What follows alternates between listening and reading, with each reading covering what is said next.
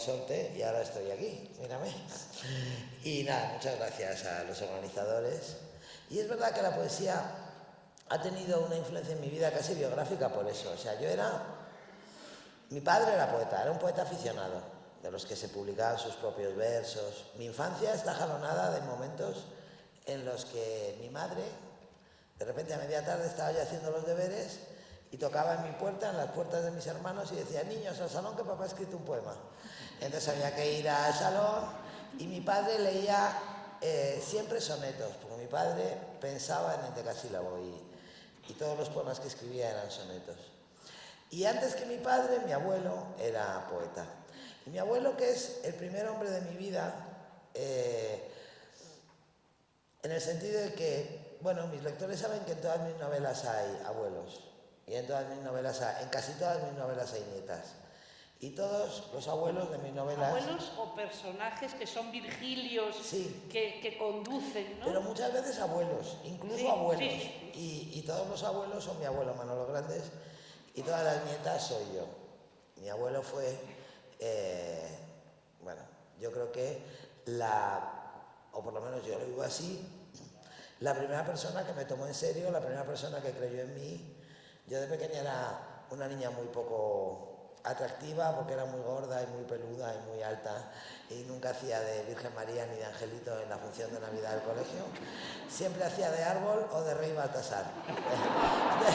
Depende de las necesidades, pero sin embargo yo tenía un abuelo que en verano a media tarde me decía: ¿te vienes conmigo a Los Pinos a dar un paseo? Entonces nos íbamos él y yo de la mano y él me escuchaba. En vez de hablarme, lo que hacía era escucharme y me pedía mi opinión sobre las cosas, ¿no? Y bueno, mi abuelo Manolo Grandes además fue el que me regaló en mi cumpleaños, en mi primera comunión, el día de mi primera comunión, el que quizás haya sido el libro más importante de mi vida, que era una edición para niños de la Odisea. Pero te cayó fatal entonces. Me sentó fatal, porque yo quería mucho a mi abuelo y yo había pedido por mi primera comunión pues cosas más glamurosas de comunión. Había pedido una estilográfica, una muñeca vestida de comunión, un reloj y lo que más ilusión me hacía, naturalmente porque era lo que menos me convenía, porque ya he explicado el aspecto que yo tenía cuando era pequeña, pues había pedido un tutú de bailarina azul celeste, que era lo que más... Yo ya, para equivocarme, siempre del todo. ¿Para qué me voy a equivocar a medias, no? Entonces, yo creía que el tutú era lo que me iba a regalar mi abuelo. Y mi abuelo me regaló un libro, cosa que me resultó muy decepcionante en aquel momento, ¿no? Un libro ilustrado con una trireme en la portada, que era una versión para niños de la Odisea. Lo cual tiene mucho que ver con lo que estamos hablando de la poesía y de la prosa, de la poesía y del relato, porque realmente la Odisea es un poema épico, siempre ha sido un poema épico y siempre será un poema épico. Pero atendiendo al ritmo de la narración, atendiendo al desarrollo de los personajes, sobre todo al ritmo de la intriga, al desarrollo narrativo de la Odisea, pues la Odisea también podría considerarse como una protonovela, como una novela antes de la novela, ¿no? Y en aquel libro, ese fue el primer libro que yo leí en primera persona al plural. Yo desde que encontré a Ulises en la gruta Calipso, yo donde ponía Ulises, yo leía Nosotros. Y yo creo que los libros buenos, los que te marcan de verdad, son los que se leen en primera persona al plural, ¿no? Los que consiguen que el lector viva la vida del libro, ¿no? Y la primera vez que me pasó eso fue en aquella edición de la Odisea que me regaló mi abuelo. Aparte de eso, mi abuelo me recitaba muchos poemas. Me recitaba muchos poemas, los poemas que le gustaban. Yo me recuerdo a mí de muy pequeña en las rodillas de mi abuelo y mi abuelo recitándome la canción de los lagartos de Lorca, que luego ya de mayor nunca he podido oírla sin llorar, porque yo toda la vida la he seguido oyendo en la voz de mi abuelo. Entonces, porque él me recitaba los poemas que le gustaban. Y por eso yo nunca he escrito poesía, porque en mi familia la poesía era lo que hacían los adultos. Era el género importante, era lo que hacían las personas mayores, ¿no? Y cuando empecé a escribir, es que ni se me pasó por la cabeza, ¿no?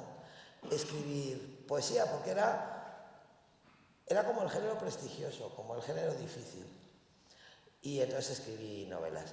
Debo confesar de todas maneras, ahora que estoy en Granada, que yo he escrito un poema en mi vida, uno solo, un haiku de 4 versos, que escribí hace muchos años cuando Luis Muñoz dirigía en esta ciudad una revista de poesía que se llamaba Hélice. Entonces, un día que yo estaba a dieta, porque yo siempre estoy a dieta,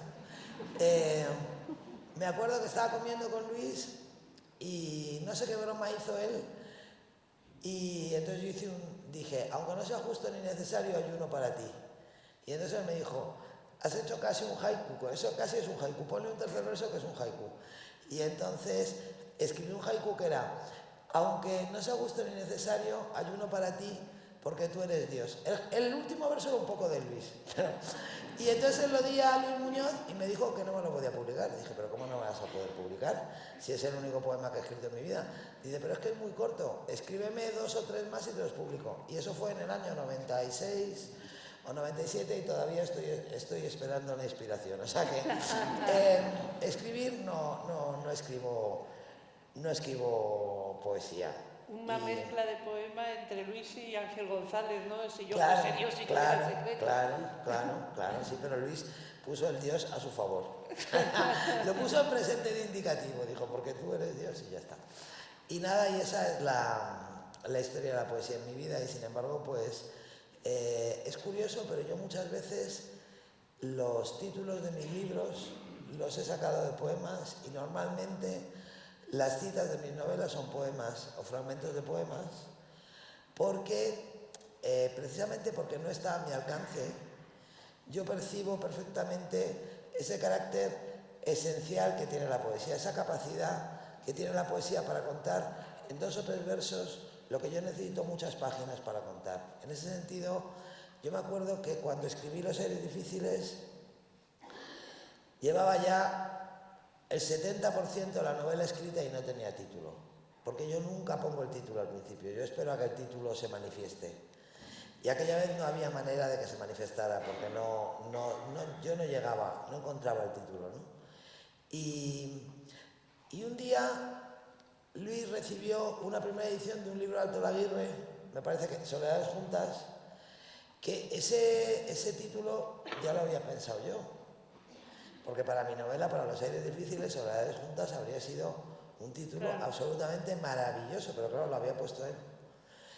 Y entonces Luis, con la primera edición de Soledades Juntas, se puso muy contento, se excitó mucho, que es lo que le pasa cuando le llega una primera edición, que se pone como muy nervioso y entonces va por la casa y va contando los poemas, ¿no? Y me leyó un poema de Alto Laguirre del que saqué el título de la novela, porque realmente en ese poema, que era muy corto, un poema dedicado a la muerte de su madre, estaba lo que yo quería contar, en una novela que tiene 600 páginas. O sea que yo la poesía, siempre he leído mucha poesía y siempre la he leído con mucho respeto. De hecho, cuando era pequeña, porque era lo que hacían los mayores, y cuando he sido mayor, porque era consciente de que un poeta es capaz de hacer con muy poco lo que yo necesito mucho trabajo para conseguirlo. Almudena se da a conocer a los 29 años cuando gana el premio de la Sonrisa Vertical de Literatura Erótica con Las Edades de Lulú, pero ella en realidad escribe y empezó a escribir gracias al fútbol. Sí, era muy pequeña, en su casa sus padres se iban a casa de los abuelos a ver el partido los domingos y exiliaban a los niños a pintar a un cuarto donde les daban, y ella pintaba fatal. Fatal, y sigo pintando fatal. Pinto muy mal, muy mal. Y entonces le dieron un día una cuartilla, un bolígrafo, un lápiz, y empezó a enmendar la plana a los literatos, algo que esperamos que siga haciendo durante muchos años, porque se inventaba, no solo te inventabas finales, sino que añadías, ¿no? En realidad lo que pasaba es que escribía siempre el mismo cuento, porque nunca me daba tiempo a terminarlo, porque el partido de fútbol duraba 1 hora y media. Y es verdad, yo dibujo fatal, y claro, como dibujo fatal me aburría, porque si no dibujas bien, ¿qué puedes dibujar? Pues una casa con un triángulo y un cuadrado, un caballo, que a mí me salía una vaca, un perro, me salía otra vaca, o sea, no podía, no, me aburría. Y entonces mi tía Charo, una tía abuela mía, me dijo, claro, los niños que se aburren dan la lata. Yo me aburría y por lo tanto protestaba y me ponía pesada. Mi tía Charo me dijo, ¿a ti no te gusta tanto leer cuentos? ¿Por qué no escribes uno? Y entonces yo empecé a escribir un cuento que realmente, en aquel cuento, a veces lo he dicho, ¿no? Que está todo lo que yo he aprendido de mi oficio, lo sabía ya cuando tenía 9 años y escribía aquel cuento, ¿no? Era un cuento muy largo, muy ambicioso, por eso nunca me daba tiempo a terminarlo. Y era un cuento que traducía una angustia profunda y verdadera que yo sentía, porque yo, con estos colores que tengo, pues cuando a mí me decían de pequeña esa broma española tan odiosa que habría que erradicar, yo creo que está bastante erradicada, pero habría que erradicarla del todo de la cultura popular, de tú no eres hija de tu madre, a ti te ha recogido de unos gitanos debajo de un puente, yo me lo creía. Yo me miraba en el espejo y yo decía, claro, a mí me habrán recogido. Entonces yo escribía, lo más bonito es que mi madre era tan renegrida como yo. Mi madre era igual de morena que yo, pero ya mi madre la veía como mucho más europea. El miedo deformaba mi mirada sobre mi madre. Entonces yo escribía todos los domingos un cuento para que la vida fuera más justa, para corregir al destino. Entonces en mi cuento pues había una niña que era hija verdadera de su madre, pero se perdía un día en el parque y la recogían unos gitanos de un circo. Y un montón de años después se volvía a perder en el mismo parque. Y entonces una señora que era su madre, pero no lo sabía, la recogía. Entonces la llevaba a su casa donde había otros niños que le decían, tú no eres hija de mamá, a ti te han recogido unos gitanos. Hasta que un día la madre la miraba con los ojos del amor profundo de las madres. Pues yo tenía mucho instinto de novelesco, con 9 años. O sea, la madre la miraba con los ojos del amor verdadero y se daba cuenta de que era su hija. Y la niña terminaba, que no terminaba nunca porque siempre se había acabado antes el partido de fútbol, pero vamos, el maravilloso final que yo imaginaba era que la niña terminaba dándole cortes de mangas a sus hermanos y diciendo, yo soy hija de mi madre. ¿Cuál era el sentido? El sentido era afirmar que yo era hija de mi madre. Nunca me dio tiempo a acabar ese cuento. Lo empezaba, casi nunca me daba tiempo a que la madre me encontrara en el parque por segunda vez. Pero tengo algunas hojas escritas que guardaba una tía mía y en realidad, si lo piensas bien, yo lo que hacía en aquel momento era literatura, ¿no? Porque ¿qué hacía? Conjurar, invocar a mis demonios, ¿no? Conjurar a mis demonios, ajustar cuentas con la realidad. Yo creo que todavía escribir historias a cualquier edad es conjurar a los demonios y ajustar cuentas con la realidad. En ese sentido, no soy ahora más sabia que cuando empecé a escribir gracias al fútbol. Y además ese ajuste de cuentas va increciendo desde las edades de Lulú, pasando por toda la literatura y llegando a estos episodios de una guerra interminable que es la gran aventura literaria de Almudena Grandes en la que está enfrascada y va a seguir enfrascada muchos años, adiós, gracias. Y en ese ajuste de cuentas viene también porque ella, sin pertenecer a ninguna generación, sí que está en una suerte de generación que no se la debe llamar así, pero la llamo así, que es la de, igual que la de los 50 eran los hijos, los niños de la guerra, esta generación en la que creo que está Almudena son los nietos de la guerra. Son aquellos que quieren ajustar cuentas, quieren pedir cuentas y quieren devolverle a sus abuelos, que no a sus padres mayoritariamente, lo que tuvieron. Porque nosotros, a fin de cuentas, más la generación de Almudena que la mía, Rosana, no te eches años, que somos la misma generación.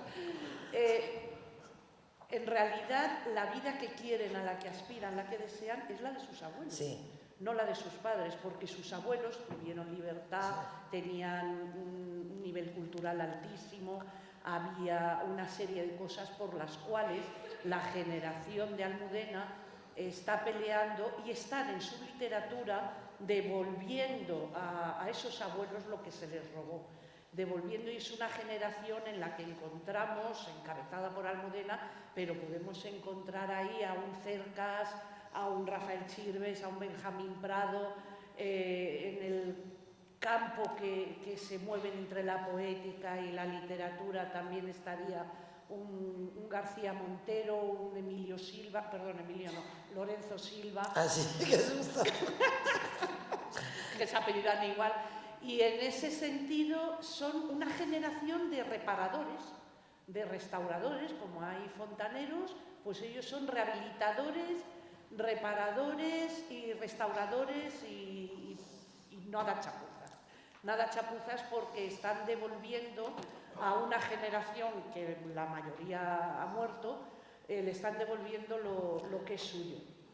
Te has metido ya de lleno a devolverlo así a raudales, en una aventura literaria que incluso tú misma y la crítica y todo el mundo la están comparando con los episodios nacionales de Galdós, porque tú de alguna manera estás influida por eso, ¿no? Bueno, en primer lugar, Rosana es mi amiga. Digo, lo de ponerme a mí a la cabeza, de no sé qué, o sea... Tengo amigos a los que he puesto a parir, Es mi amiga, yo la quiero y ella me quiere, o sea, que tengan ustedes esto en cuenta. No, pero fíjate, ahora ya en serio, yo creo que la memoria no es solo la obsesión de mi generación literaria. O sea, no se puede hablar de una generación literaria, pero sí se puede hablar de una generación vital. Yo creo que en cada país, cada generación tiene un asunto pendiente. Hay como un gran asunto pendiente sobre los hombros de cada generación. En la generación de mis padres, el gran asunto pendiente fue la transición. Y en la nuestra, el asunto pendiente es la memoria. Yo he contado muchas veces, y lo voy a contar otra vez, así resumido, para mí la punta del iceberg fue una conversación que yo tuve con mi madre en la cocina de mi casa cuando tenía 12 años. A mí me gusta mucho cocinar, y ya desde muy pequeña me gustaba cocinar. Mi madre era muy buena cocinera, entonces me dejaba que la ayudara. Mi madre todas las semanas compraba el Lola. El Lola de entonces, que era una revista mucho más glamurosa que ahora, porque ahora salen los del Gran Hermano y eso, pero entonces solamente salían emperatrices y estrellas de Hollywood. Y solo había una excepción en aquel Lola, que era una mujer mayor, muy mal vestida, que llevaba como un chándal y un turbante en la cabeza y que era negra, y en una esquina, y vivía en una granja en Francia con muchos hijos, y en una esquina del reportaje yo vi una vez una foto de una mujer que no parecía la misma, pero que obviamente era la misma, mucho más joven, desnuda con una falda de plátanos. Desnuda con una falda de plátanos, aunque ahora le había puesto 2 estrellas así de grandes en cada pezón, pero se veía que estaba desnuda. Y yo no entendía qué pintaba esa mujer de aspecto tan cutre y tan poco glamuroso en aquella revista, y se lo pregunté a mi madre. Y mi madre me dijo, es que esta mujer era muy famosa. En los años 20 se llama Josephine Baker, era muy famosa y claro, por eso sale ahí, porque ahora ya no es famosa, pero era muy famosa. Y a continuación, sin ser consciente de lo que me estaba diciendo, me dijo, tu abuela la vio bailar. Y en ese momento yo sentí que a mí se me movía la tierra, que tenía el suelo que tenía bajo los pies. Yo era una niña del franquismo, había nacido en 1960, iba a un colegio de monjas. Un día como hoy.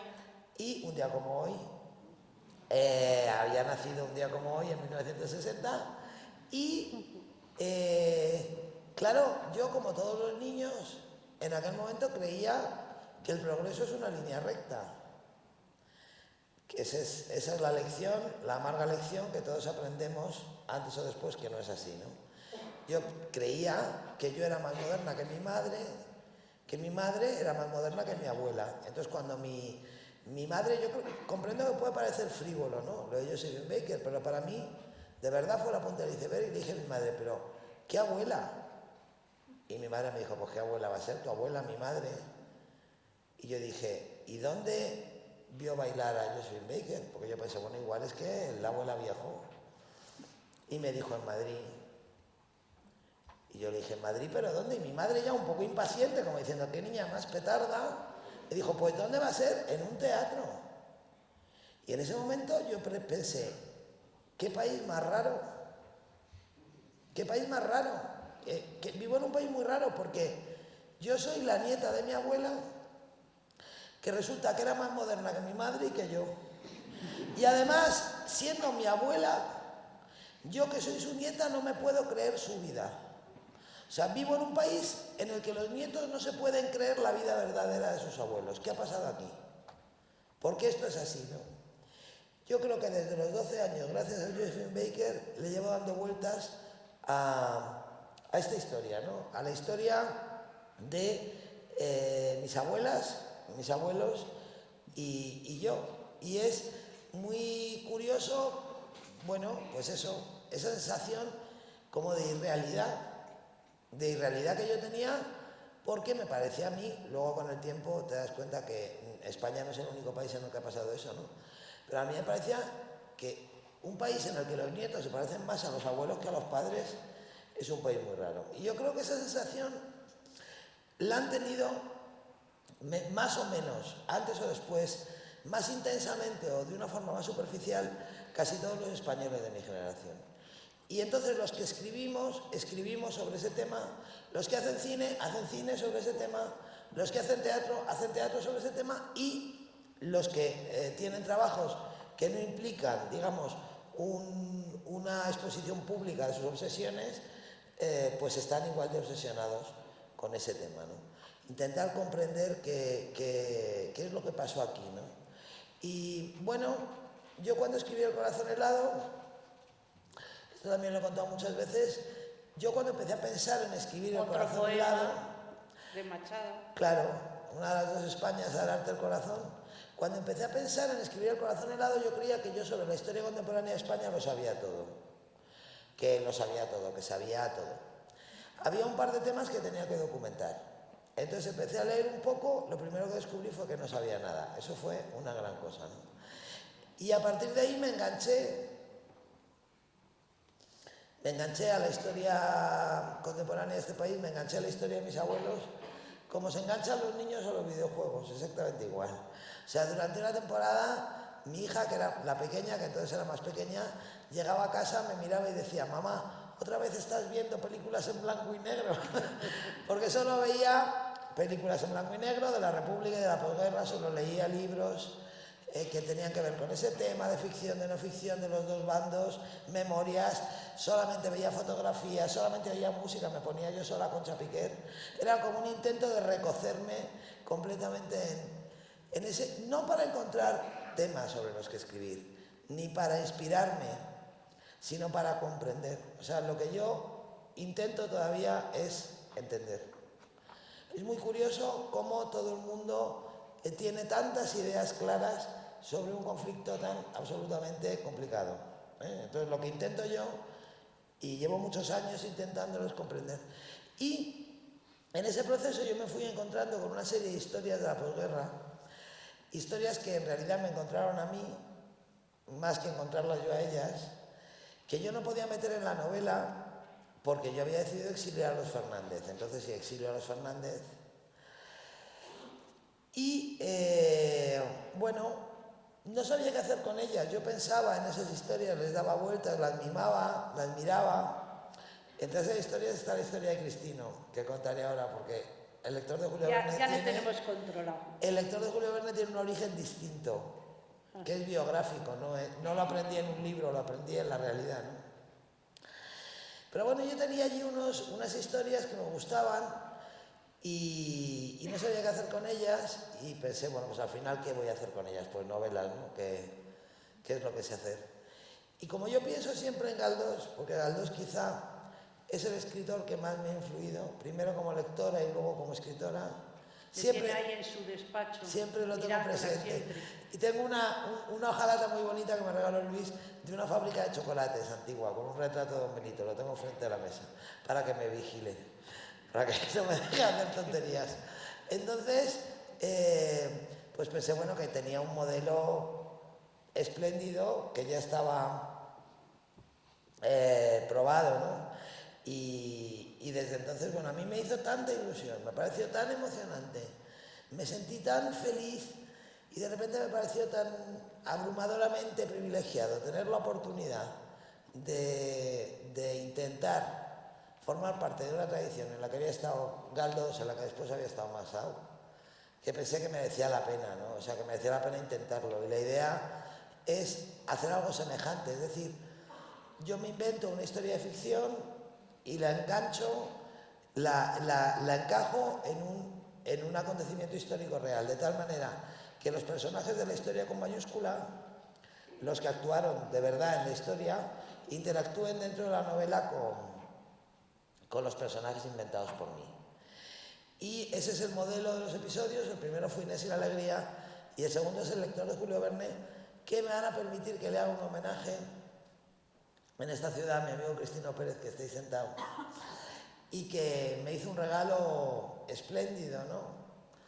A mí muchas cosas me han regalado novelas, porque yo soy como una esponja y voy siempre buscando imágenes y voy siempre buscando palabras, pero nunca una persona me había regalado una imagen de la que saliera una novela. Yo hice un viaje con Cristino por el norte de Marruecos en el 2004, creo que fue. En el 2004 fue, ¿no? Y bueno, y un día, yo esto también lo he contado, pero bueno, lo voy a contar otra vez. Fuimos a Arcila, que es una ciudad muy bonita del norte de Marruecos, donde, por razones que no conoceré nunca, porque forman parte de esos secretos familiares que no, algún día espero enterarme, pero todavía no lo he conseguido, mi bisabuela Isabel García, que era de Orinel Grande, de un pueblo de Málaga, pues se fue a vivir allí con sus hijos. Allí se crió mi abuela Francisca, allí conoció a mi abuelo Manuel, mi otro abuelo Manolo, el materno, y en la guerra mi abuela se refugió con mi madre y con sus hijos en Arcila. Yo quería ir a Arcila, desvié a Luis y a Cristino para ir a Arcila, y en Arcila me dio un ataque de llanto, de esos absurdos que te dan, de pensar en esas mujeres de mi familia tan pequeñas y tan solas, pensaba yo, en ese lugar tan bonito pero tan extraño, ¿no? Arcila es un lugar muy bonito pero de una belleza muy ajena, ¿no? Muy misteriosa. Y yo creo que el ataque de llanto que me dio creó un clima bueno para las confidencias y Cristino me contó parte de su infancia. Yo ya sabía que Cristino era de Jaén, porque no conozco a nadie que entienda más de aceite de oliva que Cristino, que siempre nos decía cuál era bueno, cuál no, qué había que hacer. Pero yo no tenía ni idea de que Cristino hubiera vivido en una casa cuartel de un pueblo ajeno. Y entonces, en aquel viaje, en un viaje muy largo desde Arcila hasta Tánger, por una carretera muy mala, en la que se nos hizo de noche, Cristino me contó que las paredes de la casa cuartel eran muy finas y que no guardaban secretos y que permitían que los niños oyeran cosas que no debían oír, ¿no?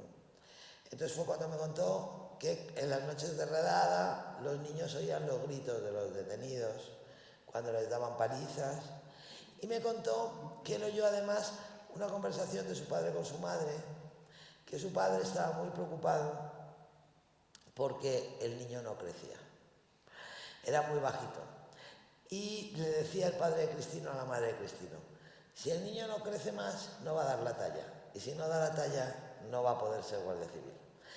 Y a continuación, el padre de Cristino, con una lógica que ahora nos parece absurda, pero que a mí me conmueve mucho porque tiene mucho que ver con aquel país pobre y con la dignidad del país pobre que fue España una vez, tuvo esa idea pintoresca de que el niño tenía que aprender a escribir a máquina y a hablar francés, porque con esas dos cosas, aunque fuera bajito, podía entrar a trabajar de secretario de ayuntamiento o de oficinista en la Diputación y se iba a ganar la vida estupendamente.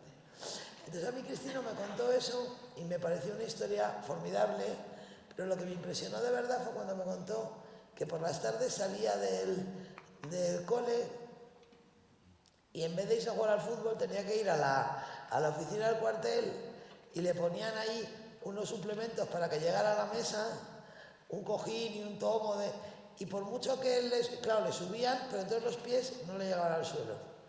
Entonces yo me acuerdo que los pies de Cristino haciendo así, mientras el pobre Cristino hacía planas, así con los dedos, me conmovió tanto que dije, bueno, Dios mío, yo creo que a partir de esta imagen, en esta imagen hay una novela, ¿no? Porque yo siempre parto de imágenes, ya que ella era una imagen que prometía indiscutiblemente una novela. Y esa novela es El lector de Julio Verne. es la segunda parte, la segunda entrega de los episodios de una guerra interminable, que va a cubrir, cuando acabe, porque son 6 entregas, 6 tomos, 6 libros, va a cubrir desde el final de la República. Desde el final de la guerra, sí. Desde el final de la República, porque bueno, eso, vale. De la República hasta el 64 sí, fue sí, el famoso referéndum. Los 25 años de paz. De los 25 años de paz, y entonces las 6 novelas cubren ese periodo. No están estrictamente ceñidas, de hecho se imbrican también los personajes. En esta segunda entrega aparecen personajes de la primera, que fue Inés y la Alegría, que era una novela que relata todos los hechos que hubo alrededor de la invasión del Valle de Alán en el año 44, que muchas personas no conocíamos. Yo no tenía ni idea de que había habido una invasión del ejército republicano en el año 44, que de salir bien, pues la historia hubiera sido otra. Después del Lector de Julio Verne, que es la segunda entrega, vendrán otros 4 textos que los años, pues también entre 40, 50, 45, y que van a estar tocando y tratando temas distintos, porque tienen todos una cosa en común, que es el análisis y el retrato de lo que fue la lucha contra la dictadura franquista, tanto en el interior como en el exterior, tanto en los núcleos urbanos como en los núcleos rurales, como es el caso del Lector de Julio Verne, que está totalmente ceñido al núcleo... Fuensanta de Martos. A un pueblo que se llama Fuensanta de Martos. Fuensanta de Martos, y además alrededores, pero sí. totalmente ceñido a ámbito rural, donde aparece la historia de Cristino, y sobre todo aparece lo que es ese hilo conductor de los 6 tomos, que es la lucha contra la dictadura y contra el franquismo. Aparece el tema de los maquis, de los guerrilleros, que es un tema también muy silenciado, del que apenas se sabe en España. Casi conocemos más la resistencia de Francia y de otros países que la nuestra, porque aquí se mezclaron muchas cosas, no todas limpias, incluso internacionalmente se les dejó con el culo al aire un poco. ¿Por qué te has metido en este libro de lleno con los guerrilleros? A mí la guerrilla es un tema que me encanta. Yo he escrito 2 novelas sobre la guerrilla, Inés y la Alegría, el Lector de Julio Verne, desde ópticas distintas, porque Inés cuenta desde el cuartel general de un ejército que lleva adelante un proyecto muy ambicioso y tal. Nino es un niño que vive en una casa cuartel, es hijo de un guardia civil, en unos años muy duros, quizá los años más duros de la dictadura, ¿no? Lo que algunos historiadores... Entre el 47 y el 49, sí, el trienio del terror. El trienio del terror, sí. Bueno, porque en el 46, en diciembre del 46, hubo una declaración de la ONU que dejó claro que los aliados no iban a intervenir en España.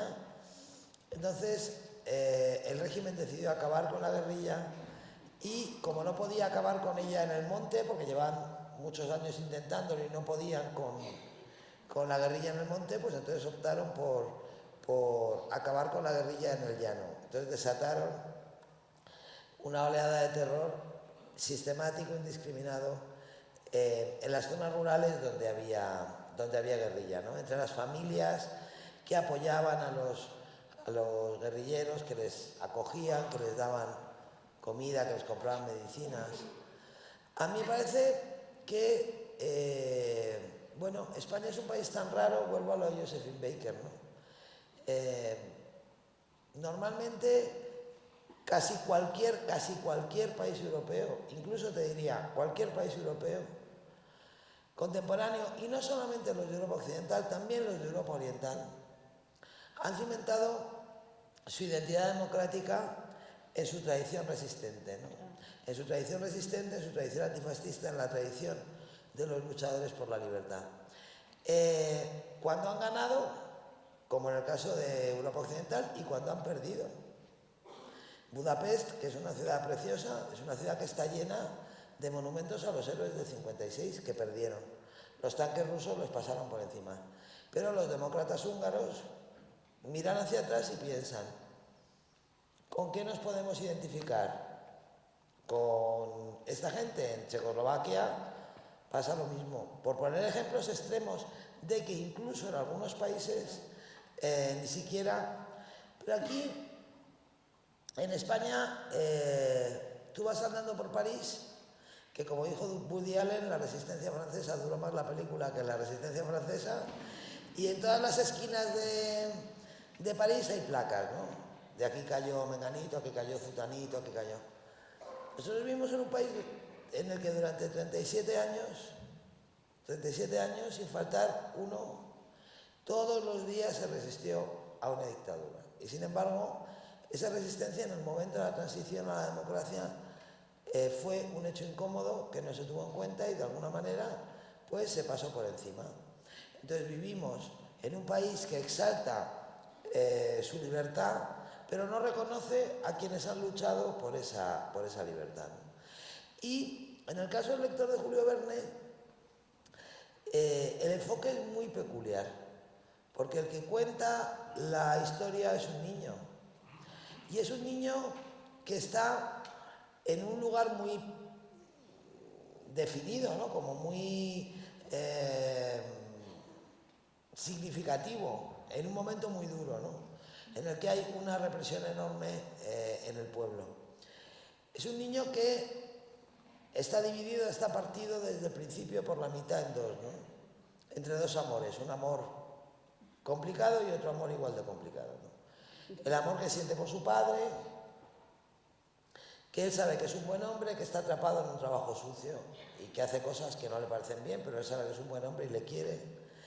Y la admiración clandestina que siente por los guerrilleros, ¿no? En ese sentido, ahí está Cristino, que no me dejará mentir, cuando Cristino me empezó a contar aquel día lo de que en la casa cuartel de Fuensanta los tabiques eran muy finos, porque metían a manguardias y tal. Yo le pregunté por qué y él me dijo que era una zona donde había mucha guerrilla. Le pregunté por qué guerrilleros había, que me contó la historia de Cencerro, la irresistible historia de Cencerro, que era un guerrillero, un personaje real, Tomás Villén Roldán, que bueno, tenía todas las características de los guerrilleros legendarios. Era muy inteligente, era muy audaz, era muy valiente, era muy chulo y además le gustaba meterse mucho en la boca del lobo, le gustaba ir a las ferias y le gustaba ir a las ventas, y para comprobar que era capaz de hacerlo, dejaba billetes escritos a tinta china, billetes de 20 duros, donde ponía aquí, así paga Cencerro, y eso lo doblaba y lo dejaba de propina en el suelo debajo de una piedra, debajo de un cenicero. A mí me fascinó mucho, lo de así paga Cencerro me pareció, y entonces yo le pregunté a Cristino, y bueno, ¿y eso? Y él me contó, bueno, que claro, que todos los niños tenían esa especie de pasión, ¿no? Esa especie de pasión irresistible por este personaje. Y cuando llegué a casa,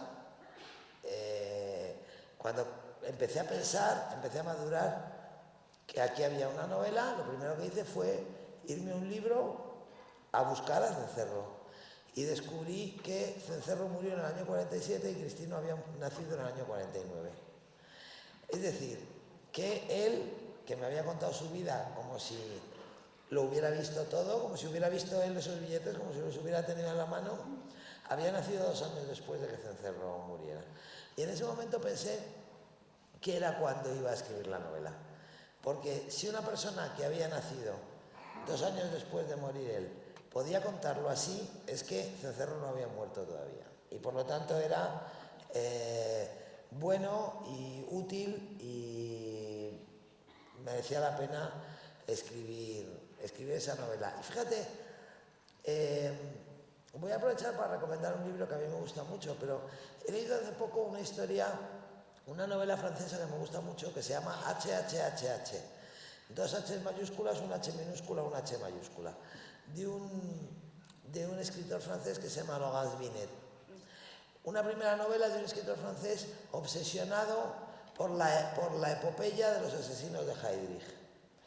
los militantes antifascistas checos que lograron matar a Heydrich en Praga, un poco de carambola, ¿eh? O sea, que iban a hacerlo muy bien, no les salió bien. En realidad a Heydrich le mató una septicemia, pero provocada por una granada que le tiraron en el coche. Y el libro es muy bueno, el libro es estupendo y la historia es fantástica. Pero Binet cuenta cómo él estaba fascinado, cómo le fascinaba la muerte de estos hombres, cómo les fascinaba su gesta inservible, inútil. Y yo leía ese libro y yo pensaba, bueno, ¿y mi cencerro? Mi cencerro, que no lo conoce nadie, tuvo una muerte más heroica que la de estos. Claro. Y tenía fuera un montón de gente y se las arregló para convertir su muerte en una victoria moral. Entonces, me alegré mucho de haber escrito la novela también por eso, porque ese es el sino de tantos luchadores españoles que han vivido y han muerto para que nadie les conozca, ¿no? Porque no todo el mundo tuvo la suerte que tiene Nino, ¿no? No todo el mundo en pueblos como este bueno, pues puede encontrar una biblioteca en medio del monte, ¿no? Lo que es impresionante en Almudena es la exhaustiva investigación que hace siempre, pero no solo remitiéndose a libros, a la época, a lo que ocurriera, como ha dicho ella, para tratar de entender, sino, por ejemplo, en el caso del lector de Julio Verne, que cuenta la historia de Cristino, estuvo persiguiendo a todos los amigos que tiene de aquella zona, como puede ser Cristino, Joaquín Sabina, que también es jienense, Ángeles Aguilera, que es de Alcalá la Real, porque todos los motes que aparecen en el libro, que lógicamente si estás hablando de una historia de personajes de los años 40, es imposible que en un pueblo no se les llame por el mote. Y son maravillosos porque además el mérito es que son todos reales, han existido, menos quitando las medias mujeres que me lo he inventado yo. que se las he inventado, pero los motes A las son, medias mujeres aparte de Cristino, que le llamaban el canijo, finge negocios, cuello duro, pesetilla, bueno, las burro rubias, padre, pirulete, saltacharquitos, sí. Regalito, sal si puedes, o sea, si puedes. pleitista, putisanto, que tiene una historia maravillosa, burro padre, come relojes, media mujer, rodillas pelás, Rodillas pelás. Potajillo. Es de Villacarrillo, sí. Michelin, y luego además en muchas ocasiones explica la historia de por qué tienen esos motes y son maravillosos. Por ejemplo, Putisanto era un señor muy beato, muy católico, de Úbeda, que iba a las procesiones, iba a misa, echaban el cepillo y por la noche se iba de putas y cuando pagaba la puta doblaba el billetito y las metía un escapulario de una estampita, una estampita, una estampita, una estampita. y estampitas. Ese es un mote de Úbeda, del pueblo de Joaquín. Del pueblo de Joaquín Sabina, que ha sido uno Y finge de los negocios que... también. Y finge negocios también, porque en Úbeda cuando hay alguien que va muy arreglado con un maletín y con una corbata, había un hombre que iba, le llamaban el finge negocios, porque lo único que hacía era ir de bar en bar, pero parecía que iba a hacer algo con la... Sí, a mí es que me parece que los motes, a mí me encantan los motes, ¿no?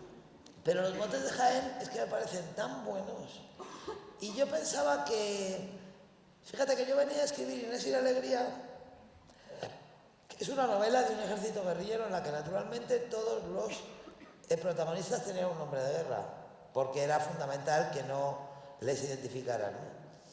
Y al llegar al lector de Julio Verne yo pensé...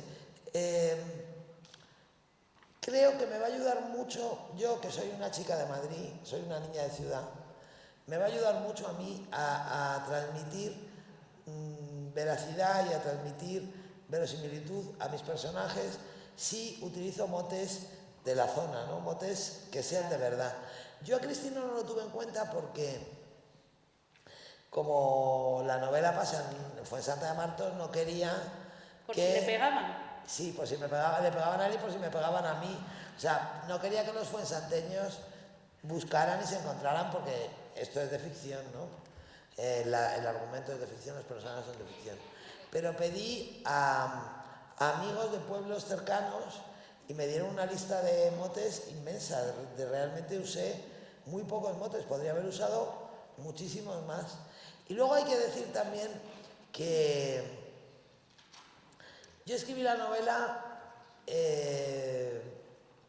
siendo muy consciente de que el reto principal del lector de Julio Verne era la voz del niño, ¿no? Porque Nino es un niño de 9 años y es un niño de 9 años que madura en tiempos muy difíciles, y entonces tenía que conservar la inocencia, pero por otro lado tenía que ser un testigo verosímil, tenía que ser un testigo útil para mí. Su testimonio me tenía que servir. Entonces yo he tenido que estar durante toda la novela pendiente del grado de conocimiento de un niño que está siempre dividido entre el temor y el deseo. El temor a saber cosas que sabe que son verdad pero que no querría saber, y el deseo de saber cosas que no va a saber nunca porque sabe que son mentira, ¿no? Y estaba yo muy preocupada por conseguir esa especie de clima ambiguo, de inocencia y también de conocimiento en el niño. Pero claro, yo hice un esfuerzo supremo de volver a mis 9 años. Y entonces cuando Cristina se leyó la novela, me corrigió un montón de cosas de chica urbanita. Y me decía, es que en mi pueblo no había croissants. Es que en mi pueblo no había croissants. Es que en mi pueblo no había cafés. Es que en mi pueblo... Y entonces todas esas cosas las fui cambiando, ¿no? Ahí me salió bien, digamos, la apuesta principal, pero en los detalles me fui mucho por la glorieta de Bilbao. Y Cristina me pilló y ya me dijo que no podía ser. Bueno, supongo que todos sabéis que ese compromiso de Almudena con la memoria, con devolver lo que pueda buenamente a los que se lo han robado, no solamente se refleja en su literatura. Tanto ella como su entorno y como García Montero son personas que están en constantes compromisos. Y de hecho ellos son una pareja que a mí siempre me recuerdan a dos parejas. Una, Bonnie and Clyde. Bueno, porque están siempre en medio de fuegos cruzados. No entre ellos, no. que eso no ocurre, pero sí están en medio de fuegos cruzados con otros sectores de la sociedad,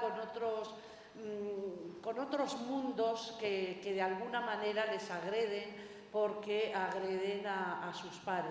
Pues es una mezcla de Bonnie and Clyde y de Rafael Alberti con su mujer, María Teresa León, por Dios, María Teresa León. Esa me gusta más, esa pareja me porque gusta más. Siempre comprometidos con su causa, que no podemos decir que sea una en concreto, es una causa que implica muchas causas y que implica muchas cosas y que tiene que ver mucho con el poema que eligió Almudena para poner al principio del lector de Julio Verne, que es de Ángel González. Nada es lo mismo, nada permanece, menos la historia y la morcilla de mi tierra. Se hacen las dos con sangre y se repiten. Y yo creo que Almudena está ahí un poco para dejar claro que no se tienen por qué repetir, sobre todo si se recuerdan, si se tienen presentes esas historias y si desde su arma, que es el arma de todo escritor, puede evitarlo.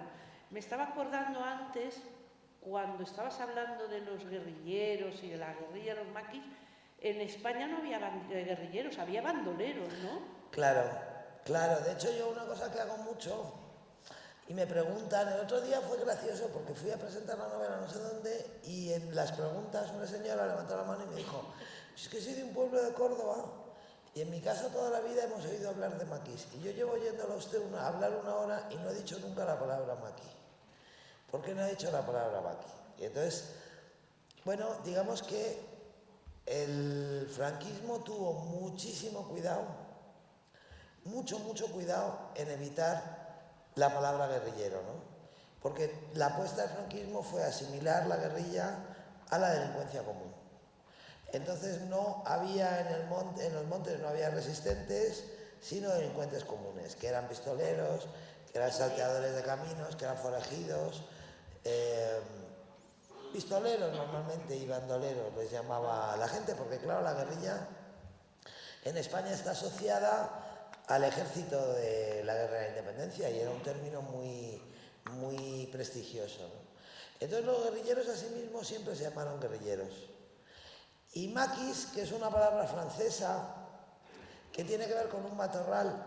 Maqui es un nombre de matorral y de un matorral que hay en el sur de Francia y en Córcega. Entonces los maquisards eran los que luchaban detrás de los matorrales. Maqui es una abreviatura de maquisard, es una palabra francesa. A ellos no les gustaba, porque ellos no se consideraban representados por esa palabra, porque era una palabra francesa que decían en algunos manifiestos guerrilleros, se dice con razón que guerrillero es una palabra española. En todas las lenguas del mundo se dice guerrilla y se dice guerrillero. No existe traducción. Entonces, que era absurdo que a ellos, que eran españoles, les llamaran maquis, que era una palabra francesa, ¿no? Entonces, bueno, esa batalla del lenguaje que mantuvo siempre el régimen con la guerrilla, que fue una batalla muy enconada, porque claro, las palabras nunca son inocentes y porque detrás de una palabra hay, en este caso, pues había toda una sola palabra, pistolero, bandolero, bastaba para condenar, para desposeer de contexto político a la guerrilla. A ellos le dieron siempre mucha importancia a las palabras y a su nombre, y ellos se llamaban guerrilleros y yo les llamo guerrilleros, que es una palabra mucho más bonita. Yo quería leeros los motivos por los que Almudena escribe.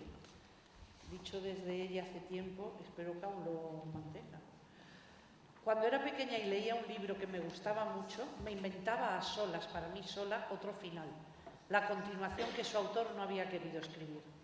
Todavía ahora, cuando no puedo dormir, me cuento historias.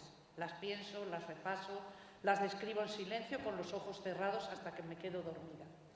No estoy muy segura, dudo que alguien pueda estarlo, pero creo que escribo porque siento una necesidad insuperable de escribir.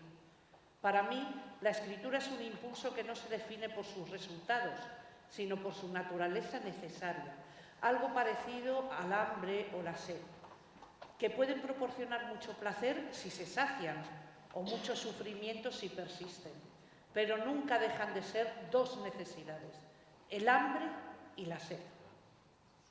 Por eso escribe Almudena. Muchas gracias a todos. Gracias.